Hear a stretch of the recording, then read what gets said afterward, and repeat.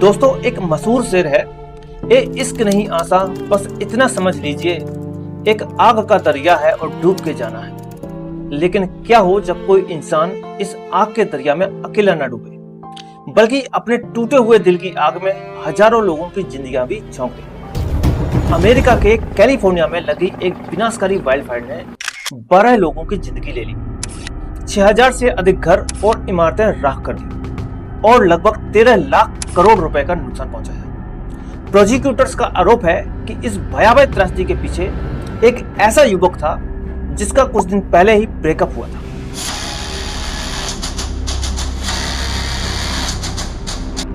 और जो भीतर ही भीतर गुस्से और निराशा की आग में जल। जोनाथन अमीर और प्रभावशाली लोगों के खिलाफ गुस्सा रखने वाले विचारों से प्रभावित हो रहा था और विजिलेंटे जैसी अवधारणाओं से आकर्षित हो गया था। यह वह सोच है जिसमें कोई व्यक्ति यह मानने लगता है कि कानून और अदालतों का इंतजार करने के बजाय वह स्वयं न्याय करे और अपराधियों को सजा दे।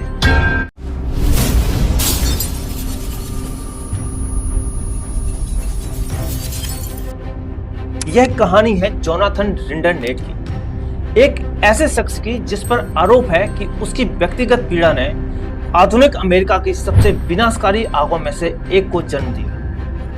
1 जनवरी 2025 की शुरुआती रात पूरा अमेरिका न्यू ईयर का जश्न मना रहा था, लेकिन उसी समय लॉस एंजलिस के पॉश इलाके पैसिफिक पैलिसेड्स के ऊपर स्थित पहाड़ों में एक छोटी सी आग लगी। शुरुआत में यह एक मामूली सी आग लगी।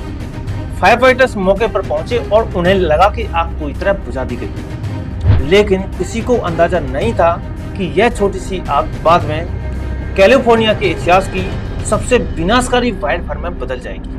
इसकी वजह है जोनाथन, एक 29 वर्षीय एक्स उबर ड्राइवर। फेडरल प्रोसिक्यूटर्स के अनुसार जोनाथन एक अकेला, निराश और गुस्से से भरा हुआ व्यक्ति था। उसकी निजी जिंदगी कई महीनों से बिखर रही थी।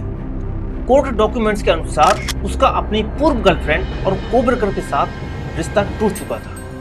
प्रोसिक्यूटर्स का दावा है कि वह अब भी उस रिश्ते को भूल नहीं पाया था और जब न्यू ईयर से कुछ दिन पहले लड़की ने उसे फिर से रिजेक्ट कर दिया तो वह बुरी तरह से टूट गया। जांचकर्ताओं के अनुसार उसने कई इमोशनल वॉइसमेल छोड़े और ऑनलाइन चैट्स में अपने गुस्से और निराशा को व्यक्त किया। न्यू ईयर्स ईव पर उसके सभी प्लान भी रद्द हो गए थे, जिससे वह और अधिक अकेला और नाराज महसूस कर रहा था। 31 दिसंबर 2024 की रात जोनाथन उबर चला रहा था। बाद में उसके कुछ पैसेंजर्स ने जांचकर्ताओं को बताया कि वह बेहद गुस्से में दिखाई दे रहा था। उन्होंने कहा कि वह तेज और लापरवाही से गाड़ी चला रहा था तथा कैपिटलिज्म, अमीर लोगों और समाज की असमानताओं के बारे में लगातार शिकायत कर रहा था। कुछ पैसेंजर्स के अनुसार उसने कहा था कि वह पूरी दुनिया से नाराज है। प्रोसिक्यूटर्स का आरोप है कि जोनाथन केवल अपनी निजी परेशानियों से ही नहीं जूझ रहा था, बल्कि उसके मन में अमीर लोगों के प्रति गहरी नाराजगी भी पैदा हो चुकी थी। बाद में इन्वेस्टिगेटर्स से बातचीत के दौरान उसने कथित तौर पर कहा कि पैसिफिक पैलिसेड्स जैसे अमीर इलाके में अमीर लोग आराम और विलासिता का जीवन जीते हैं, जबकि आम लोग संघर्ष करते रहते हैं।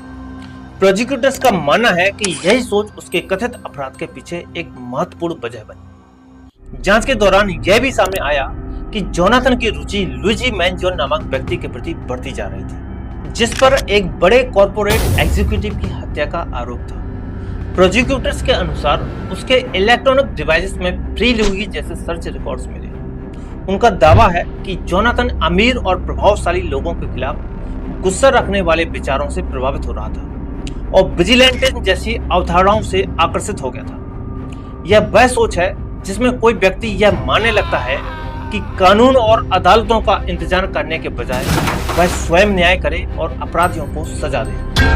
फेडरल अथॉरिटीज के अनुसार 1 जनवरी 2025 को आधी रात के बाद अपनी लास्ट उबर राइड पूरी करने के तुरंत बाद जोनाथन सेंटा मोनिका की पहाड़ियों की ओर गया था, जो पैसिफिक पैलिसेड्स के ऊपर स्थित है। वहां उसने कथित रूप से ओपन फ्लेम का उपयोग करके सूखी वनस्पति में आग लगाई। इस आग को बाद में लैकमैन फायर नाम दिया गया। फायर फाइटर्स ने तेजी से प्रतिक्रिया दी और लगभग 8 एकड़ क्षेत्र में फैली आग को नियंत्रित कर लिया। उन्हें लगा कि खतरा समाप्त हो चुका है और वे वहां से लौट गए। लेकिन कहानी यहीं खत्म नहीं हुई।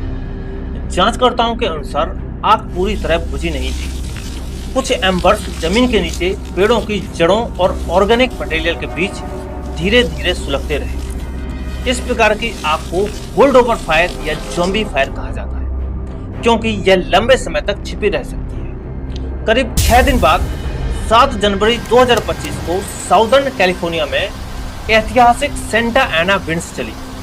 इन शक्तिशाली हवाओं ने जमीन के नीचे सुलग रहे एम्बर्स को फिर से भड़का दिया।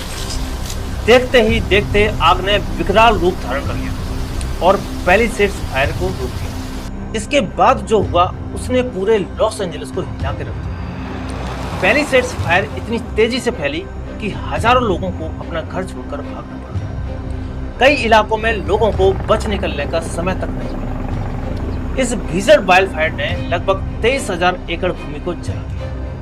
6,000 से अधिक स्ट्रक्चर्स नष्ट हो गए, 12 लोगों की जान चली गई और इस विनाशकारी आग से लगभग $150 बिलियन यानी करीब 13 लाख करोड़ रुपए का नुकसान हुआ, जो कई देशों के वार्षिक बजट से भी अधिक है। हजारों परिवार बेघर हो गए और अनगिनत लोगों के जीवन भर की कमाई राख में बदल गई। विडंबना यह रही कि जिस घर में जोनाथन रह रहा था वह घर भी इसी आग में जलकर नष्ट हो गया। इसके बाद लॉस एंजलिस की एजेंसीज ने संयुक्त रूप से 9 महीने तक जांच की। इन्वेस्टिगेटर्स ने cell phone records, emergency calls, surveillance footage और डिजिटल एविडेंस की जांच की। प्रोसिक्यूटर्स के अनुसार जोनाथन के फोन में आग से संबंधित वीडियोस भी मिले। इन सबूतों और लोकेशन डेटा के आधार पर एजेंसियों ने जोनाथन को मुख्य संदिग्ध माना। जांच के दौरान पता चला कि जोनाथन लॉस एंजल्स छोड़कर मेलबोर्न, फ्लोरिडा चला गया था और 7 अक्टूबर 2025 को फेडरल एजेंट्स ने उसे फ्लोरिडा से गिरफ्तार कर लिया। वर्तमान में जोनाथन पर आगजनी और destruction of property by fire सहित कई फेडरल क्रिमिनल चार्जेस लगे हुए हैं। यदि वह दोषी साबित होता है तो उसे न्यूनतम 5 वर्ष और अधिकतम 45 वर्ष तक की सजा हो सकती है। हालांकि जोनाथन ने सभी आरोपों से इनकार किया है और नॉट गिल्टी की प्ली दी है।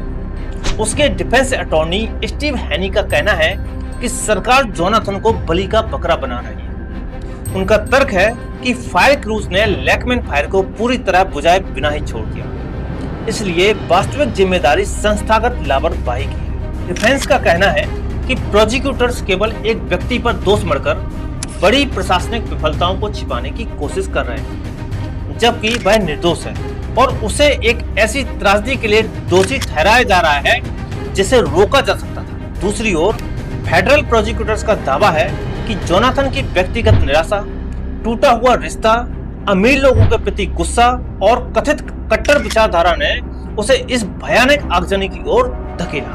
सवाल अब भी वही है, क्या जोनाथन वास्तव में उस आग के लिए जिम्मेदार है या फिर वह एक ऐसे डिजास्टर का आरोपी बना दिया गया है जिसमें कई अन्य कारण भी शामिल थे? क्योंकि आग लगाते वक्त जोनाथन ने तो यह सोचा भी नहीं होगा कि ये आग कैलिफोर्निया के इतिहास की सबसे विनाशकारी वाइल्ड फायर में बदल जाएगी। इस मामले का अंतिम फैसला अब अदालत करेगी।